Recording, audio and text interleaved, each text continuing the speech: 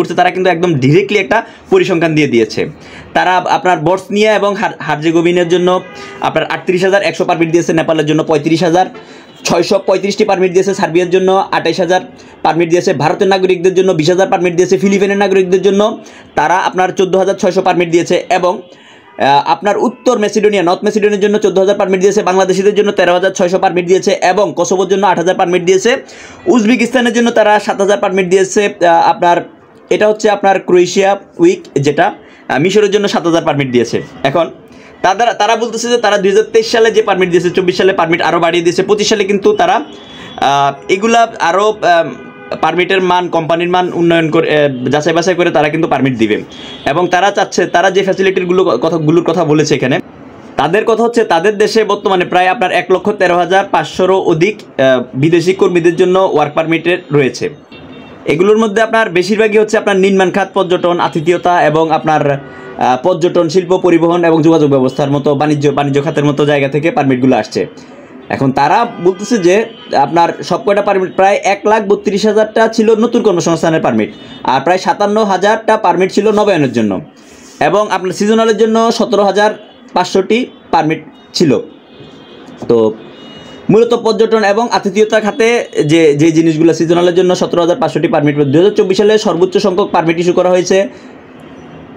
দেখেন এখানে কিন্তু তারা একটা সুন্দর একটা কথা লিখছে, যেটা লিখছে যে ক্রোয়েশিয়া পার্লামেন্ট বিদেশি কর্মী এবং আইনি কাঠামো আরও ভালোভাবে নিয়ন্ত্রণ করা এবং ইউরোপীয় আইনের সাথে সামঞ্জস্যপূর্ণ করার লক্ষ্যে এলিয়েন আইনের জন্য একটি নতুন প্রস্তাবের উপর ভোট দিতে চলেছে।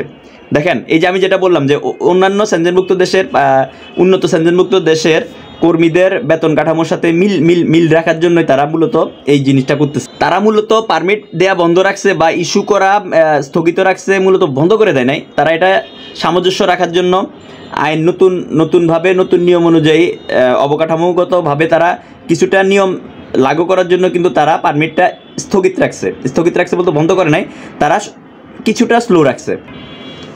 তারা এখানে কিছু জিনিস পরিবর্তন করতে যাচ্ছে, যেমন ৩ বছরের টিআরসি কার্ডের বিষয়টা তারা আনতেছে প্রস্তাবনাটা। তারপরে আপনার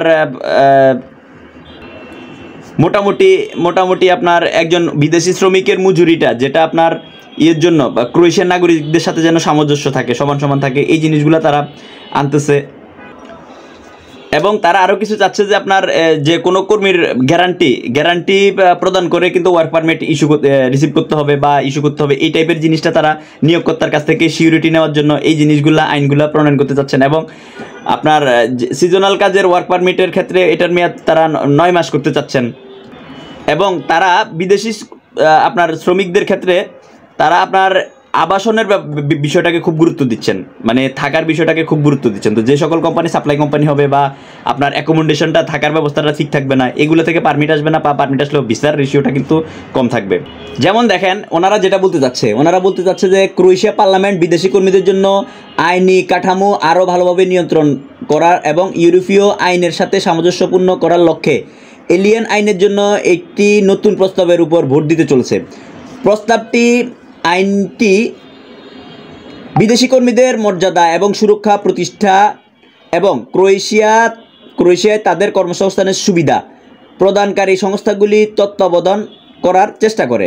এটি বাধ্যতামূলক করে যে বিদেশি কর্মীদের বেতন একই পেশায় ক্রোয়েশিয়া কর্মীদের বেতনের চেয়ে কম হওয়া উচিত নয়, যেটা আমি বললাম যে সামঞ্জস্য থাকতে হবে বিদেশি কর্মীদের সাথে।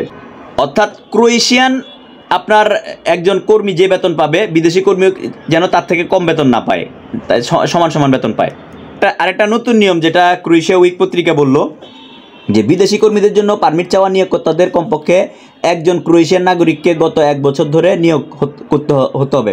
মানে যে কোম্পানি থেকে আপনার নিয়োগকর্তা চাচ্ছে, বিদেশি কর্মী নিতে চাচ্ছে, সেখানে একজন ক্রোয়েশিয়ান নাগরিক বিগত 1 বছর ধরে কাজ করতেছে কিনা এটা আরেকটা জিনিস হচ্ছে যে আপনার সমস্ত সরকারি পাওনা পরিশোধ করতে হবে এবং বৈধ সত্তার জন্য ন্যূনতম টার্নওভার 10,000 ইউরো অথবা ব্যক্তিদের জন্য 15,000 হতে হবে, যা পূর্বে নির্ধারণ ছিল না। এই যে দেখেন এখন কিন্তু 10,000 অথবা 15,000 ইউরো প্রতি বছরের একটা দেখাইতে হবে। তো এটা কিন্তু ভালো দিক। তাহলে ছোটোখাটো কোম্পানিগুলো বা এই আইনের বলয়ে ছোটোখাটো কোম্পানিগুলো কিন্তু দেখাইতে পারবে না, তারা কিন্তু পারমিট ইস্যু করতে পারবে না, তাদের থেকে পারমিট আসবেও না। এই কারণে কিন্তু অনেক সাপ্লাই কোম্পানি, ছোটোখাটো কোম্পানি পারমিট কিন্তু বাদ যাবে। তো আশা করি আপনারা বুঝতে পারছেন। তারপর আমি এই সংবাদটির লিঙ্ক আমি ভিডিওর ডিসক্রিপশনে দিয়ে দিব, আপনারা এটা নিজেদের মতো ট্রান্সলেট করে ভালোভাবে পড়ে দেখেন, তাহলে আপনারা বুঝতে পারবেন ক্রোয়েশিয়া শ্রমবাজার বন্ধ হয়ে যায় না, বরঞ্চ ক্রোয়েশিয়া আরও ভালোভাবে অভিবাসী শ্রমিকদেরকে কিভাবে আটকে রাখা যায় সেটার জন্য ভালো তারা নিয়ম করতেছেন। তো প্রবাস এবং প্রবাসী রিলেটেড নিত্য নতুন তথ্য এবং আপডেট পেতে যারা আমার এই ভিডিওটি ফেসবুক থেকে দেখছেন, আমার ফেসবুক আইডিটি ফলো দিয়ে রাখুন। যারা টিকটক থেকে দেখছেন তারা টিকটক প্ল্যাটফর্মে আমার আইডিটি ফলো দিয়ে রাখুন। আর যারা আপনার ইউটিউব চ্যানেল থেকে দেখছেন, আমার ইউটিউব চ্যানেলটি সাবস্ক্রাইব করে আমার সাথে যুক্ত থাকার জন্য বিশেষভাবে অনুরোধ রইল। ধন্যবাদ। আসসালামু আলাইকুম রহমতুল্লাহ বারাকাতুহু।